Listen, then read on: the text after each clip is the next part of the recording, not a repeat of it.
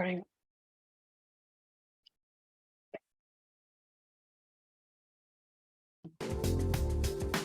Okay, so today's practice, we're going to focus on the feet. And just real quick, I want to explain something about your fascial. There's different lines, fascial lines. And so when we think of the back line goes from the bottom of your feet, the fascial line, up the back of your calf, the hamstrings, the glutes, the back, up along your neck, along the back of the head, and then down to your forehead. So anytime that you work anywhere along that line, you can affect a different area. So we might roll the feet. We're gonna roll the feet today. You might notice, oh, my low back feels a lot better, or my upper back feels a lot better, or maybe you're kind of dealing with a little bit of a headache.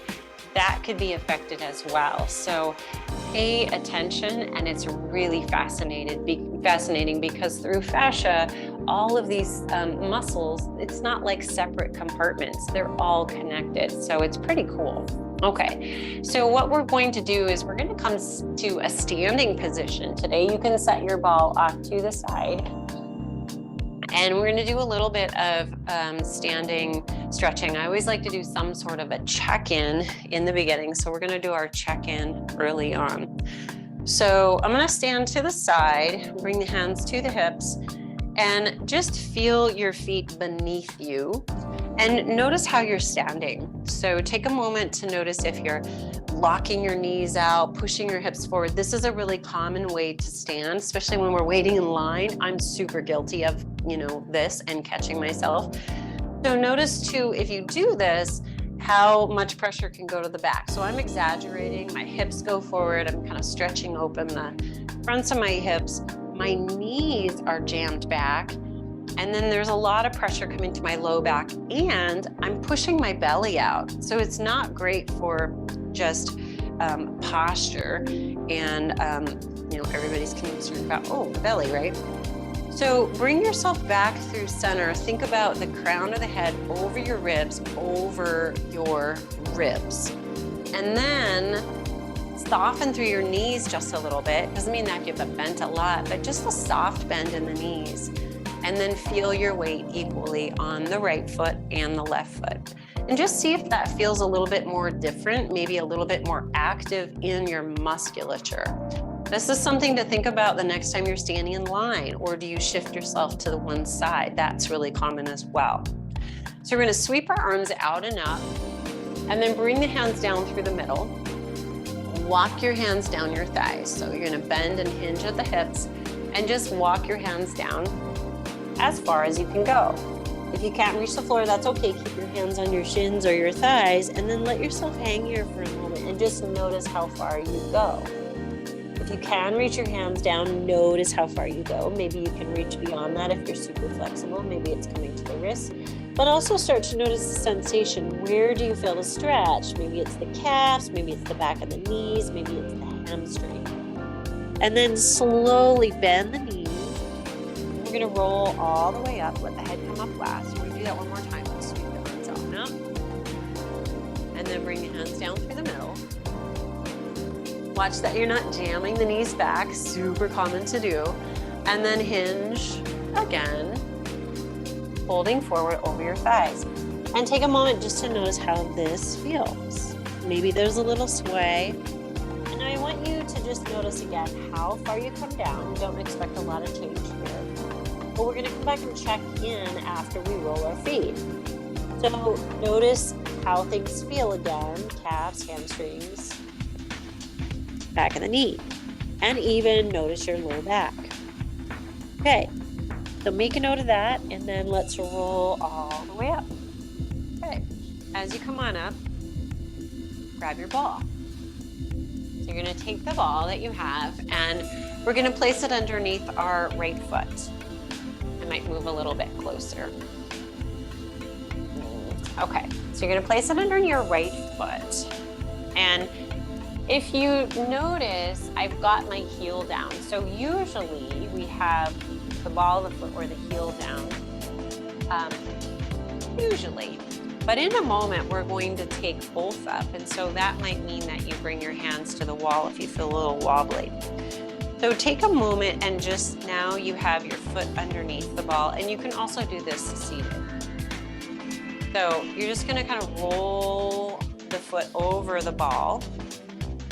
And I'm not putting a lot of pressure in right now. I'm just kind of noticing and looking for tender spots, looking for some interesting spots.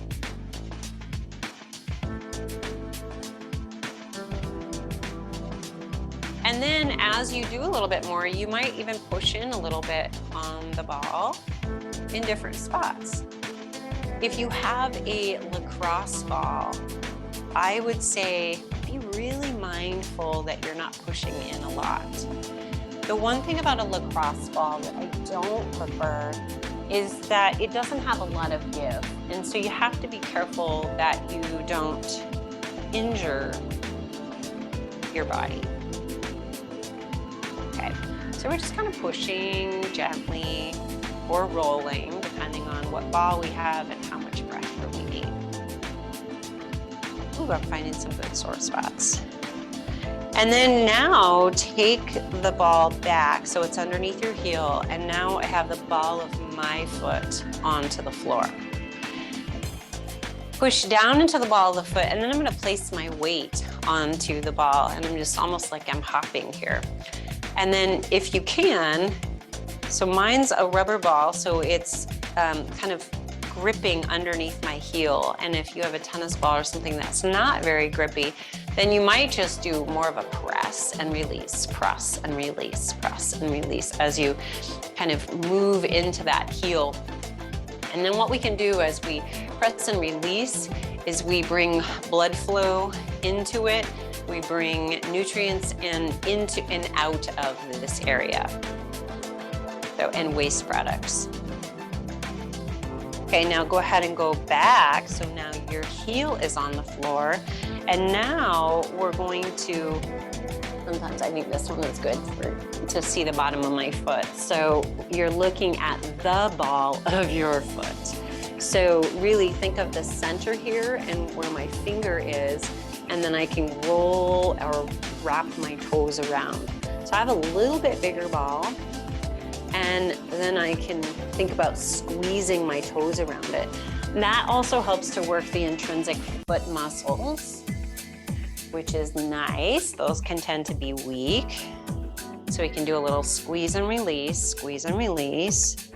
And now push down, and you're going to move from the big toe with constant pressure over to the pinky side. So you're gonna press down, push, feather it over to the right. When you get to the pinky side, you release and you reset, come back. If that doesn't make sense, I'm starting over here. My foot is pushing down and I'm rolling across the surface of the ball. Then I unweight and I bring it back. And so I'm doing that sort of movement. So my foot is sliding, gliding. Hopefully that makes sense. With a constant pressure underneath your arch there, underneath those toes. I shouldn't say toes. Your toes are hanging over the top. It's your joints. Okay, and then go from the pinky side to the big toe side. So it's that same sort of thing. You can see how the ball's hanging out of the pinky side. We go from pinky to big toe. And it's a constant kind of feathering, a pushing down. As you get to the big toe, then you lift up and you reset without any pressure. Okay, bring it back, do those little scribbles, scribble, scribble, scribble. And then you might even find I'm already noticing that I can go a little bit deeper, like it feels good to go a little bit deeper. Oh, I love rolling feet. Our feet take so much abuse, so it's nice to give them some attention and some love. And again, you can do any of this with in a seated position in a chair if you prefer. Okay, then go ahead and come off of the ball and then just stand here for a moment to notice the difference from your foot that you just rolled and the foot that you have left. Just take a moment. Sometimes it might feel like you have a little bit more stability, like the foot feels wider and more rooted. Okay, so let's go to the other side.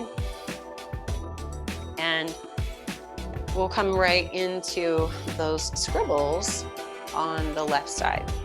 There's a lot more that we could do on the feet, but these are just some really easy, effective practices that are easy to teach in the time that we have allotted here. So you're moving back and forth,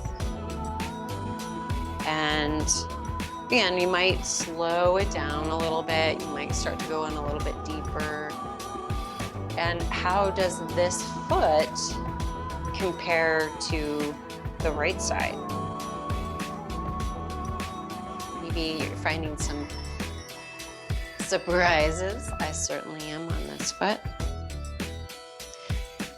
And remember, just rolling your feet like this can affect this whole entire superficial back line of fascial, this fascial line that I mentioned earlier that moves up the back of the body and stops just above your eyebrows. Isn't it fascinating how working your feet could change like a headache? Okay, I'd like to continue on that. That feels good. We're gonna bring, I might go back and do my foot longer later. So you're gonna put the ball underneath the heel and you can do kind of those little pumps, or you could push down and then just kind of scrape from side to side almost. Remember, the ball of the foot stays on the floor, and if this feels wobbly for you, you can go ahead and hold on to the wall. Move it on back, so the heel is on the floor, and we're gonna bring it right behind your big toe. Push down, middle of the foot. So we're gonna do those little wrapping the toes around the ball. So the center of the foot, that's considered the ball of your foot. And then you just kind of wrap the toes around, find a little squeeze, open and release. Now go ahead and move it just underneath the big toe. You're gonna apply pressure, move over to the pinky side, unweight it, and then come back. So it's just this constant kind of feathering. Make sure that you are in line with the ball of the foot. So we don't want to be too high. So the ball, remember, is moving across right here. You're not up around your toes. And then go ahead and switch so that you're now going from the pinky side, press down, feathering over to the big toe side.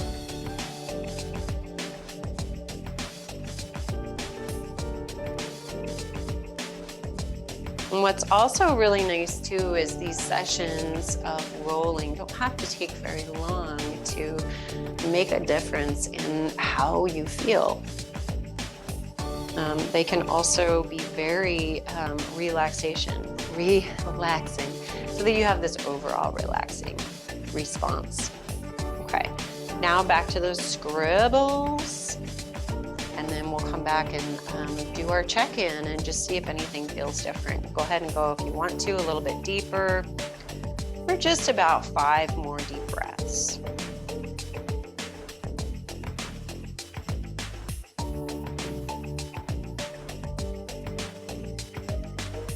And then coming off, standing here for a moment so that you find your weight on both sides. Think about rooting down through big toe, pinky toe, inner heel, outer heel. All right, let's go ahead and come into our forward fold like we did at the very beginning. Take the hands down the middle, hinge up the hips, walk yourself over, and then just fold here. You might notice maybe you can come down a little bit further, maybe not. I don't notice that. What I notice is less sensation along my calves and my hamstrings. Things feel more open.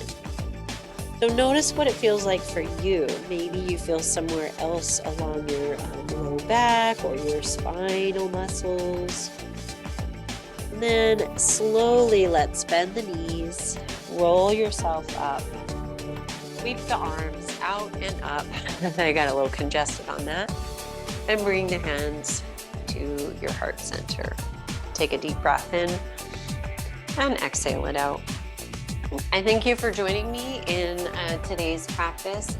I encourage you to pay attention as you move through the rest of your day, noticing how you feel as well as how your posture is for the rest of the day. Thank you for joining, and I hope to see you all again. Great, I'm glad you